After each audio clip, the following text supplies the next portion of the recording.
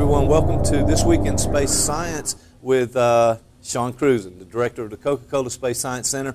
I'm here on the set in my world, but also I want to say that Sean has a completely new design set just for Sean Cruzen, the director of the Coca-Cola Space Science Center. Sean, welcome to the show. Thank you, Mike. It's good to be here, and you know, I'd like to just take this opportunity to show people around my set. You can see my it's a lovely new set, and I'm very happy to be here. Well, join you today. There's yeah, it is pretty nice, and we're going to see a lot of angles on that set, I'm sure, coming up. But let's get right to it. This is our show, This Week in Space Science, and we're bringing our audience the latest on what's happening on Earth, but also in outer space. So, you know, we talked a lot about NASA and the space shuttle, and I assume that there's some story about the space shuttle Discovery. What's going on with that? You know, they've been trying to launch the shuttle Discovery now for several months, and there have been a number of different complications, a number of different technical problems that have taken place that have prevented the launch of the space shuttle. And obviously, the last one, we were in here talking to you, we talked to you about the fuel tank and about the cracks in the fuel tank that they'd been found. This is on the main fuel tank of the shuttle, and now they were trying to assess and determine, number one, what caused the fuel tank to crack. Number two, what they could do about it and how they would fix it. Well, you know, I remember last week you talked a little bit about they had to postpone it, but you were actually venturing out a little bit to say it may take a lot longer than that. So what do we have? And I'm afraid I was prophetic at that time, and I was correct in saying that it probably wouldn't be until next year. And now they've come out and made that announcement before they can launch Shuttle Discovery. It's now probably going to be the first week in February. Now, there's a few things that I want to tell you about that. And the first thing is, obviously, they want to make sure that safety is the top priority. They want to make sure that this thing is going to be okay when it launches, that there's not going to have any trouble with the fuel tank. And part of that is doing some testing to really try to figure out why those cracks developed in the first place. They can do a lot of kind of simulations and analyses, do some mathematics trying to figure out what would have caused that tank to crack. However, in the end analysis, they really want to make sure that they know that they have the right thing, the right cause of that particular situation. And so what they've got to do what's called a fueling test, and they're going to actually fuel the tank up a few more times and figure out if they can, you know, nail down just exactly what the cause of that cracking was before they go through a launch. And it's under a lot of pressure too that they put it in there, so a crack is going to show up in some way. Exactly, it's pressurized. It's also a cryogenic fuel, which means it's very, very cold. So there's a huge temperature difference between that tank, what's on the inside, and the outside air. And of course, these are all factors in what they have to consider when they go out and try to figure out why the tank is actually cracking, and if their repairs are sufficient to be able to keep that from happening in the future. So they're going to bump the launch off until February, no earlier than February the 3rd of 2011. Now, something kind of interesting. It all has to do with launch windows, and launch windows are very complicated to calculate. There's a lot of factors that go into calculating a launch window. But one of the biggest launch characteristics is that they couldn't actually have the space shuttle up over January 1st. It can't be in orbit from December of a previous year until January of the next year. Okay. And a lot of people don't realize this because the onboard computers on the shuttle actually have to be reset manually to a new year, a new calendar year. Oh, okay. If they don't actually reset these computers, the calendars on board the computers will actually start counting December 30th, December 31st, December 32nd, December 33rd, and they continue on like that. And so they actually have to, at the end of December, reset the computers manually. They never want to do that when the thing's in orbit, and so they never want to launch and have the shuttle up over the change in year from a previous year to the next year. Okay. Well, it's not a Y2K problem. It does. It sounds similar to what a lot of people were afraid of would happen at Y2K. Now, I have to tell you, I was in fact the Y2K compliance officer for the Coca-Cola Space Science Center at that time, and we made it through swimmingly. Nothing really broke or caused any kind of disasters with Y2K. However, they don't want to take that kind of chance with a shuttle in orbit for obvious reasons, and so that's why they're going to. One of the many reasons why they'll postpone this launch off until February of next year. February of next year. All right, so we got to put that on the calendar. All right, well, they need to be safe with this thing. I mean, they absolutely need to seal any of those leaks. That really is the top priority. Yep. All right, so we have another story here.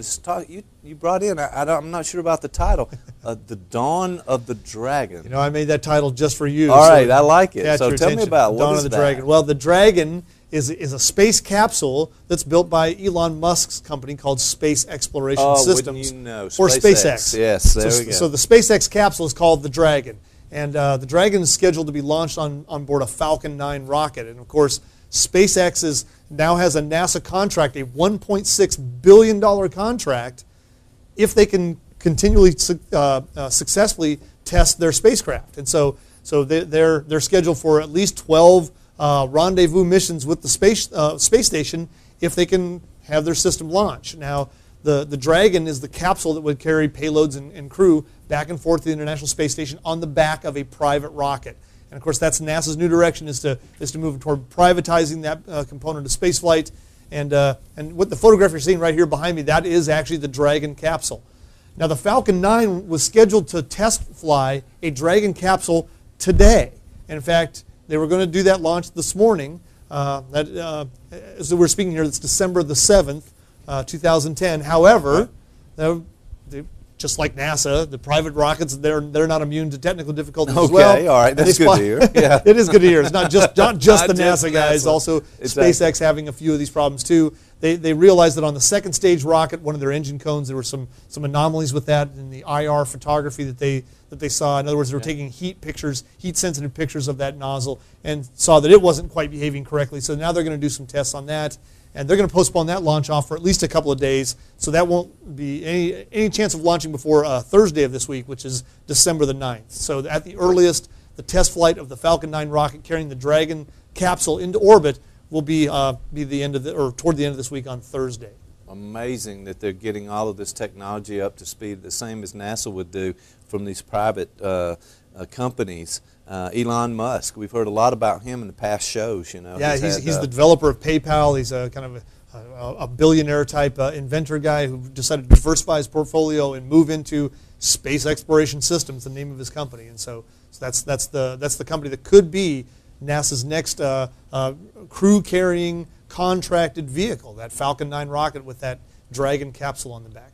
Well, now, Elon Musk is not the only person who delves into space flight. We had Virgin Galactic. We've heard a lot about that. Is that in the news again? It is in the news again. And Richard Branson, of course, is the person in charge of Virgin Galactic and pushing that system. That's a very different kind of system, because Virgin Galactic's primary goal is not to work with NASA necessarily, but to take their own space tourists back and forth to space. And of course, low Earth orbit has been their destination. That's what they're shooting for right now. They have a vehicle called Spaceship 2, and that's what they're endeavoring to do, is take some folks back and forth to outer space on Spaceship 2. But Spaceship 2 is not designed to orbit the Earth. It's just a flight that goes up, it gets up to an altitude, and then it comes back down and kind of glides back to Earth on a runway, similar to an airplane. But Virgin Galactic's next step will probably be to go into some kind of Earth orbit program, or to maybe even go on to space hotels. And a lot of journalists in the field of spaceflight have tried to get Richard Branson to come out and say what his next goal is, or what that next step for Virgin Galactic would be after Spaceship 2 is successfully flown. Right. And he really won't say. So I guess the news story is here that Richard Branson's kind of being tight-lipped about what his next venture in space will be beyond Spaceship 2. It has to be something up then. I mean, he's probably got something planned. And that's the idea, is that he's mentioning just enough about it to know that there is a next step, but he's not really giving any kind of details about what that might be. So he's being a little bit coy, but that certainly means that there is a next step. There is a future plan, and of course this isn't really that surprising, but will there be a space hotel? Will Virgin Galactic try to get people to go up and stay in orbit at a space station for prolonged periods of time? And they're really just not saying at this point. And of course that piques people's interest and makes it kind of an interesting thing to talk about. Space, the future of Virgin Galactic and the private spaceflight industry in America is certainly something that's a hot topic in the industry today. Pretty amazing that all of this is going on in private industry like this. So, all right, now we're coming to the end of 2010. Mm-hmm. Okay, so I'm sure there's a lot of things that have happened over this year that stand out in your memory from all of the stories that we've covered here in This Week in Space Science. So, what stands out for you in 2010? You know, a lot of things that have happened in 2010 have been really interesting, but probably the biggest story is what's going on with NASA and with the budget. and really that whole change in paradigm for the future of the space program. I'd certainly say that has to be the biggest news because obviously there's been a hot debate about the direction that NASA should go. Should NASA continue to do its own building of rockets and launching of spacecraft, or should it contract out those services to private corporations? And there are very good arguments on both sides, but really it really does change the whole endeavor of human spaceflight for the United States. And in the meantime, as a backdrop to that story, we kind of have to look and see what other nations are doing. And right now, China has been announcing its future plans to go not only to its own space station, but also onto the moon and then onto Mars. And so that sounds very similar to what the plan of the Bush administration was, is to go to the moon, Mars, and beyond. And now China is coming out with a very similar sounding plan. And they're not just planning, they're actually executing steps that would take them in that direction. So again, the big story for me in 2010 is what will NASA do in its future? What will that future be, and will it be successful privatizing spaceflight of astronauts?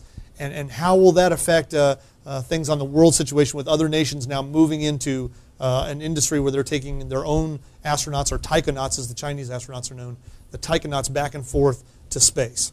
Wow. Well, in the United States, we're really going to have to respond to this in some way. I'm curious of how we will, as a nation, respond to that challenge, if you will, on these things. Now, also, in 2010, though, you talked about the best meteor shower. Yeah, the best meteor shower of 2010 actually still coming up, potentially. And that could be happening next week, actually. There's a meteor stream. Let me just back up a little bit. When the Earth experiences a meteor shower, that means in its orbit around the sun, it actually moves through a debris field, and that debris field hits the Earth's atmosphere and causes these little streaks of light across the sky as these particles burn up in the friction of Earth's atmosphere. Right. Well, the best meteor stream out there is one that the Earth passes through in the month of December. Okay. And that was left by this asteroid called Phython.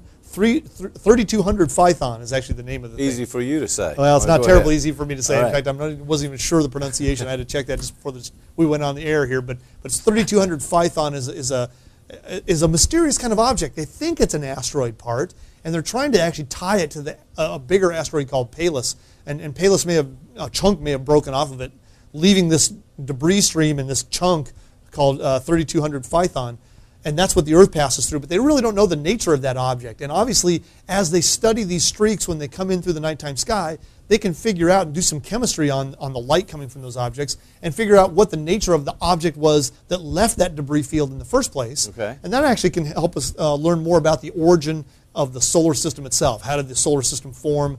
Was this object something that was around during the very early formation of the solar system? So a very interesting meteor shower. Now, the good part is, if you're out there listening, you can actually still see this meteor shower on the night of December 13th into the morning of December 14th. Okay. What you want to do is you want to be able to look to the northeastern part of the sky. Right. I would recommend you go out just before sunrise. So in the early morning hours of December 14th, go out just before, maybe an hour before sunrise, and watch to the northeast and see if you see any of these bright streaks of light coming by that are pieces of 3200 Phython, this either asteroid or extinct comet that may be leaving this debris trail around the Earth's orbit. See if you see these Geminid meteors, because they truly are beautiful. In my experience in the past, I've seen Geminids many times. They tend to be bigger. There's not as many of them as some of the other showers that have more streaks of light per hour. But this particular meteor shower, the chunks tend to be bigger, brighter, a little bit easier to see, and you just tend to see them a bit better because of that. Okay. And so go out and take a look for the Geminids on the night of the 13th into the morning of the 14th, and I hope you're able to see that. Oh, that sounds great. Well, that's something we want to put on our schedule for sure. All right, we talked a lot about space throughout this year, and then what's going on out in space, and you've really helped us see a lot of objects out there and really kind of focus our attention out. But we also want to make sure that we focus here on planet Earth and at the Coca-Cola Space Science Center, Sean. So, it's a holiday season. I'm sure you guys have some things going on down there. We always have something going on. We always try to keep something lively taking place at all times. But because it is the holiday time of the year, we have a couple of special events that run in our Omnisphere Theater, our planetarium. And first of those is a show called The Mystery of the Christmas Star. Now, if the Star of Bethlehem is something that kind of strikes your curiosity, you want to come down and make sure and see this show, because it's a really well done show. It was a show developed by the Evans and Sutherland Corporation. They're the maker of our planetarium system. But they did a really good job of exploring all the possibilities of what the Christmas star mentioned in the Scriptures could have been. and what kind of astronomical objects were in the sky around that time that could have led those wise men across the desert back in the Scriptures. And so it's a really interesting show. It's called Mystery of the Christmas Star. Make sure you try to catch that. Also, we have a great show called Laser Holiday. And, of course, that's a laser music show, a laser concert in our planetarium. That's a show that's devoted all to your favorite holiday songs. You'll hear Bing Crosby singing and singing White Christmas and a few other.